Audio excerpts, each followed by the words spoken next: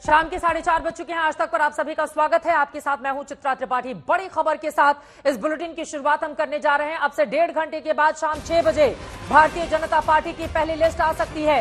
100 से ज्यादा नामों का ऐलान किया जा सकता है। बीजेपी दफ्तर में प्रेस कॉन्फ्रेंस होगी राजधानी दिल्ली में, जिसमें पीसी के जरिए यह बताया जाएगा कि कौन कौन से वो उम्मीदवार हैं जिनको भारतीय जनता पार्टी ने 2024 के लोकसभा चुनावों के मद्देनजर सबसे ज्यादा अहम माना और चुनावी मैदान में उनको उतार दिया। हाई प्रोफाइल उम्मीदवारों का ऐलान हो सकता है। इसके अलावा माना यह जा रहा है कि जहां जहां भारतीय जनता पार्टी पिछली बार हारी थी, वहां पर उम्मीदवारों के नाम का ऐलान उसी तर्ज पर कर सकती है, जैसा कि मध्य प्रदेश के चुनावों के दौरान हमने देखा था कि हारी हुई सीटों पर उम्मीदवारों के नाम का ऐलान पहले करके वहां पर अपनी तैयारी तेज कर दी गई है। शाम 6 बजे बीजेपी की पहली लिस्ट आ सकती है। माना जा रहा है कि इसमें यूपी, गुजरात, राजस्थान, मध्य प्रदेश समेत कई राज्यों के जो नेता हैं उनके कौन कौन से महत्वपूर्ण सदस्य हैं जिनको टिकट दिया जा रहा है, उनके नामों का ऐलान किया जा सकता है। प्रधानमंत्री नरेंद्र मोदी वाराणसी से, गांधीनगर से गृह मंत्री अमित शाह, इसके अलावा कई ऐसे राज्यसभा के भी भारतीय जनता पार्टी के सांसद रहे बड़े बड़े नेता जिनके बारे में माना जा रहा है कि उनको लोकसभा चुनाव में उतार सकती है बीजेपी। तो देखना बेहद महत्वपूर्ण रहेगा। लोकसभा चुनाव के लिए जब पहली लिस्ट जारी की जाएगी तो किन किन नामों पर मोहर भारतीय जनता पार्टी की ओर से लगाई जाती है। आपको बताते चले कि बीजेपी 10 राज्य, जिसमें 2019 में सभी की सभी सीटें जीत ली थी, गुजरात, राजस्थान, और यहां पर हम आपको दिखा रहे हैं कौन कौन से लिस्ट होते हैं। शिवराज सिंह चौहान का भोपाल की जगह विदिशा से ज्यादा यहां पर उम्मीद की जा रही है, जबकि आसनसोल से पवन सिंह के नाम की बात कही जा रही है। प्रधानमंत्री खुद वाराणसी से होंगे, गांधीनगर से अमित शाह होंगे, लखनऊ से राजनाथ सिंह मौजूदा वहां के ये लोग सांसद भी हैं। शिवराज सिंह चौहान, इनको माना जा रहा है कि विदिशा, जहां से पहले भी ये कई बार लोकसभा के सांसद रह चुके हैं, बुधनी इनका विधानसभा है, वहां से इनको उतारा जा सकता है चुनावी मैदान में। आसनसोल, जहां से शत्रुघ्न सिन्हा को टीएमसी ने मैदान में उतारा था, पवन सिंह जो कि भोजपुरी के गायक हैं, उनको सीट पर उतारा जा सकता है, क्योंकि वहां पर जो बिहार के लोग हैं उनकी तादाद बहुत ज्यादा है। राज्यसभा के सांसद जिनको लोकसभा के रण में उतारने की बात है, गुना से माना जा रहा है ज्योतिरादित्य सिंधिया को उतारा जाएगा। भूपेंद्र यादव, निर्मला सीतारमण दक्षिण की किसी सीट से, धर्मेंद्र प्रधान को ओडिशा से, सर्बानंद सोनोवाल हो गए, प्रेम मुरलीधरन हो गए, जी किशन रेड्डी हो गए, अरविंद धर्मपुरी और बंदी संजय, इन तमाम नामों को चुनावी मैदान में उतारने की पहली लिस्ट। क्या आज इस लिस्ट में इन नामों को भी देखा जा सकेगा? ये बेहद दिलचस्प रहेगा देखना कि, लेकिन कई अपने ऐसे दिग्गज नेता हैं जिसको चुनावी मैदान में उतारकर जो 370 प्लस का टारगेट प्रधानमंत्री नरेंद्र मोदी की ओर से रखा गया है। जब पहली बार लोकसभा के भीतर अपने संबोधन में प्रधानमंत्री ने अपनी बात रखी थी तो 370 प्लस का नारा बीजेपी के लिए दिया था, एनडीए के लिए 400 का नारा दिया था, और उसी रण के तहत अपने तमाम बड़े चेहरों को चुनावी मैदान में उतारकर, कांटे वाली सीटों पर उतारकर, जहां पर जीत सुनिश्चित करने के लिए बीजेपी ने पिछले 5 सालों से तैयारी कर रखी थी, वहां पर इन लोगों को चुनावी मैदान में उतारा जा सकता है। पॉल में इस वक्त मेरी सहयोगी जुड़ चुकी हैं हमारे साथ। पॉल में, माना जा रहा है 100 से ज्यादा नामों का ऐलान किया जा सकता है, जिनमें से कई दिग्गज होंगे तो कई वो सीटें भी शामिल होंगी जहां पर बीजेपी पिछली बार चुनाव हार गई थी, लेकिन इस बार पूरे दमखम के साथ चुनावी मैदान में उतरेगी।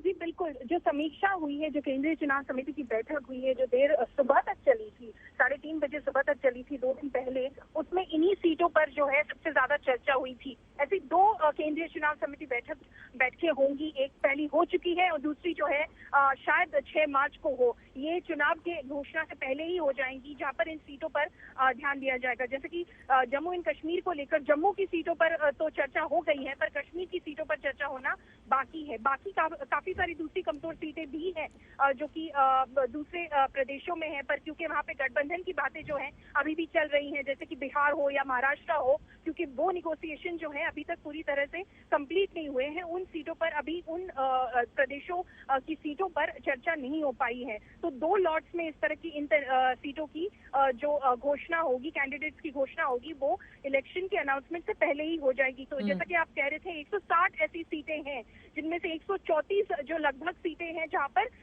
बीजेपी ने कैंडिडेट पिछली बार भी खड़ा किया था पर हार चुके थे। थे।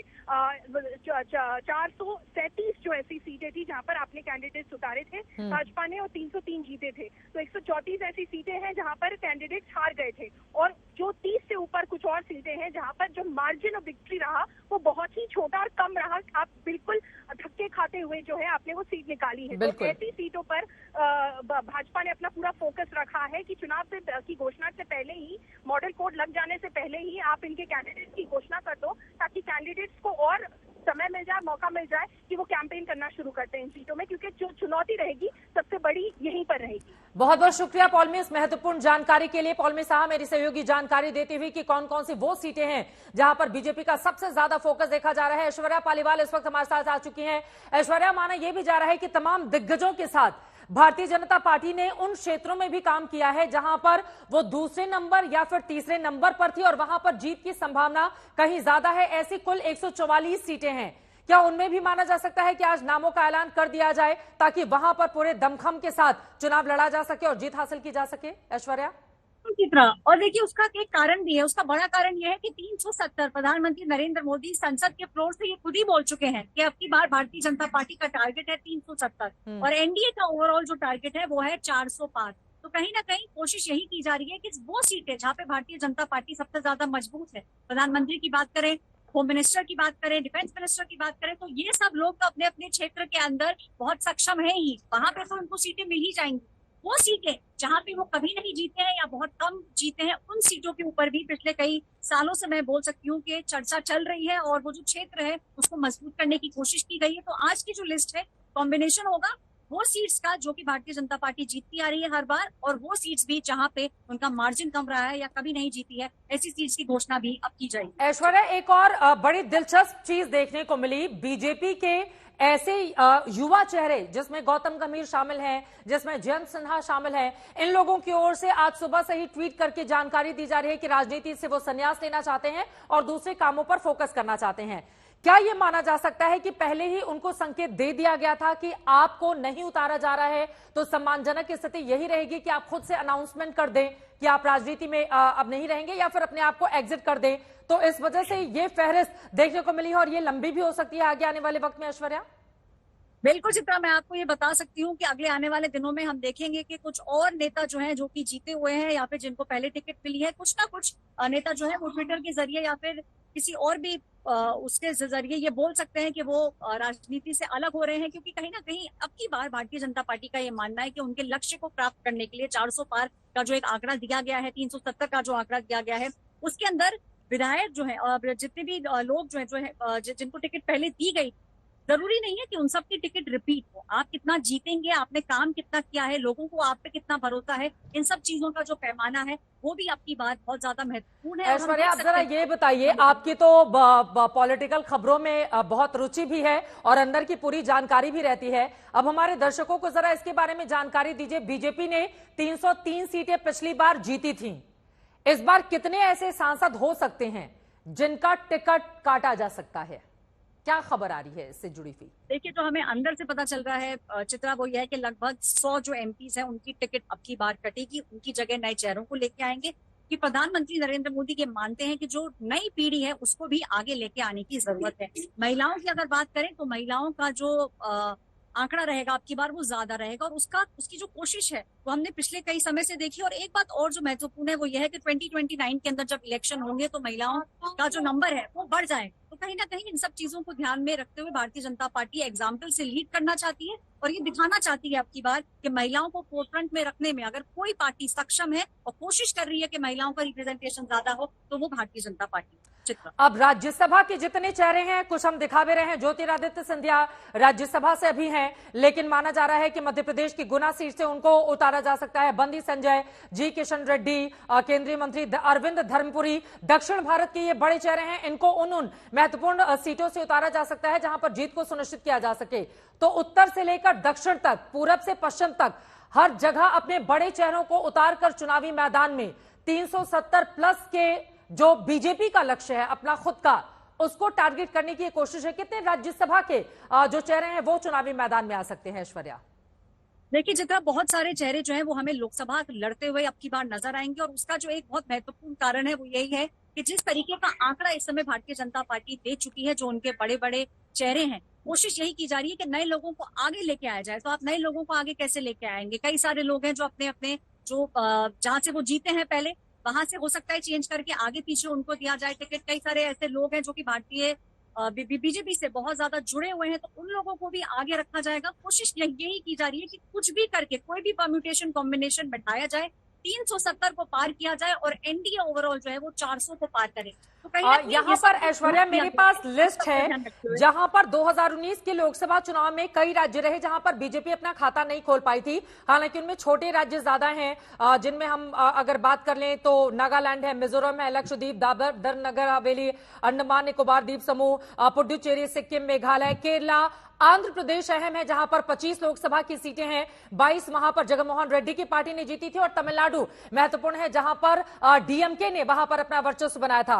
तो तमिलनाडु, आंध्र, केरला, इन 3 दक्षिण के राज्यों पर भी बीजेपी का पूरा फोकस है। यहां पर राज्यसभा के कई चेहरे जो दक्षिण भारत से आते हैं उनको चुनाव में ज्यादा तरजीह दी जाएगी। कुछ चेहरे हम दिखा भी रहे हैं इस वक्त टीवी स्क्रीन पर। ऐश्वर्या देखिए चित्रा, क्योंकि इसका जो रीजन है वो बहुत सिंपल है। उसका रीजन ये है कि अगर आप मैथ्स करेंगे तो आपको समझ आएगा कि जो नॉर्थ है इंडिया का पार्ट, नॉर्थ के अंदर भारतीय जनता पार्टी 14 में बहुत अच्छा भारतीय जनता पार्टी का रहा, और जो सीट्स थी, अगर हम 19 की बात करें उसके अंदर सीट्स बहुत अच्छी रही, तो 24 के अंदर कुछ नया उन्हें करना पड़ेगा। वो नया कैसे करेंगे?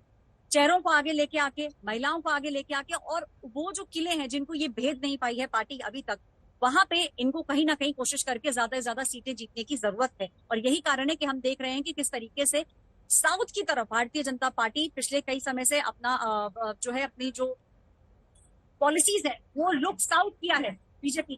कहीं ना कहीं हम देखेंगे कि वहां से भी बहुत सारे लोगों को टिकट दिया जाएगा, और पार्टी जो है वो कोशिश यही कर रही है कि साउथ के अंदर कुछ भी करके अपने पैर धीरे धीरे करके जमाए, ताकि 24 का जो आंकड़ा है उसके अंदर साउथ में भी बीजेपी ये बड़ी जानकारी आपने दी है ऐश्वर्या। और हाल ही में हमने देखा था कि जब राम जन्मभूमि के लिए जब भगवान श्री राम की प्राण प्रतिष्ठा का मौका था तो उसके ठीक पहले कैसे 11 दिनों तक कठिन तपस्या तप किया गया प्रधानमंत्री की ओर से, और ज्यादा दिन उन्होंने राम के उन पद चिन्हों के साथ दक्षिण भारत में बिताए जहां पर बड़े बड़े मंदिर हैं, उसके जरिए समूचे दक्षिण भारत को एक संदेश दिए जाने की कोशिश थी। इसके अलावा तमिल और काशी संगम जो वाराणसी में आयोजित होता है उसके जरिए तमिल के लोगों को साधने की कोशिश, और ऐसे तमाम और भी कामकाज किए गए हैं। लेकिन महत्वपूर्ण अगर आंध्रा की मैं बात कर लूं, आंध्रा में बार बार कहा जा रहा था जगनमोहन रेड्डी या फिर जो दूसरी पार्टी है उनको लेकर कैसे, क्योंकि वहां पर उसकी स्थिति कमजोर है। तेलंगाना जहां पर पिछली बार 17 में से 4 सीटें बीजेपी ने जीती थी, इस बार भी वहां पर और ज्यादा सीटें जीतने के लिए वो पूरा दमखम लगा रही है। लेकिन तमिलनाडु की 39 सीटों में भारतीय जनता पार्टी के लिए खाता नहीं खुलना, वहां पर भी कोशिश है कि वो तमाम छोटे दलों के साथ मिलकर कम से कम अपनी स्थिति को मजबूत बना पाए। ऐश्वर्या बिल्कुल चित्रा, क्योंकि मजबूत अगर नहीं बना पाएंगे तो 370 का आंकड़ा जो है वो भारतीय जनता पार्टी के लिए थोड़ा सा मुश्किल हो जाएगा। अगर हम बात करें तमिलनाडु की, तो हमने देखा है किस तरीके से, चाहे वो होम मिनिस्टर हो अमित शाह, चाहे वो पीएम हो प्राइम मिनिस्टर नरेंद्र मोदी, कोशिश इन लोगों की रही है कि जो पॉलिसीज हैं और जितना ज्यादा वो वहां पे जा सके, वो पूरी कोशिश प्रधानमंत्री द्वारा, गृह मंत्री द्वारा, हमने देखा जेपी नड्डा जी जो है वो भी। तो इन सभी का फोकस जो है वो लुक साउथ रहा है, क्योंकि जो पार्टी के आंकड़े बढ़ने हैं, जो ये फिगर जो 303 से 370 का जो ये आंकड़ा उनको लेके आना है, वो लेके तभी आ पाएंगे जब वो साउथ इंडिया के अंदर अपनी सीट्स को बढ़ा पाएंगे। और यही कारण है कि आप देखिएगा कि इस बार जो सीट्स दी जाएंगी और जिन लोगों को उतारा जाएगा, ये कहीं ना कहीं रिफ्लेक्ट करेगा कि भारतीय जनता पार्टी पूरी तरीके से तैयार है कि 370 का आंकड़ा अब की बात पार करना है। तो लुक साउथ की जो पॉलिसी है उसको पूरी तरीके से इन्हें निभाना। यानी कि पूरब से लेकर पश्चिम, उत्तर से दक्षिण तक। देखिए, एक वक्त पर बीजेपी को उत्तर भारत की पार्टी कहा जाता था, लेकिन धीरे धीरे उसका जिस तरह से विस्तार हुआ है, नॉर्थ ईस्ट में भी अगर हम देखें तो वहां पर भी बीजेपी ने अपनी पकड़ को और ज्यादा मजबूत किया है। साउथ में भी प्रधानमंत्री नरेंद्र मोदी का लगातार जाना और वहां की जनता के बीच मैसेज देना, मोदी की गारंटी देना, राम मंदिर का बार बार जिक्र करना। आज बिहार में थे और वहां पर तो नीतीश कुमार ने बड़ा मतलब माहौल ही बिल्कुल अलग बना दिया। ऐश्वर्या, आपने भी सुना उनको, जब नीतीश कुमार की ओर से यह कहा गया कि देखिए बीच में तो हम गायब हो गए थे लेकिन एक बार फिर से आ गए हैं और अब की बार 400 पार तो आपके नेतृत्व में हम जाने वाले हैं।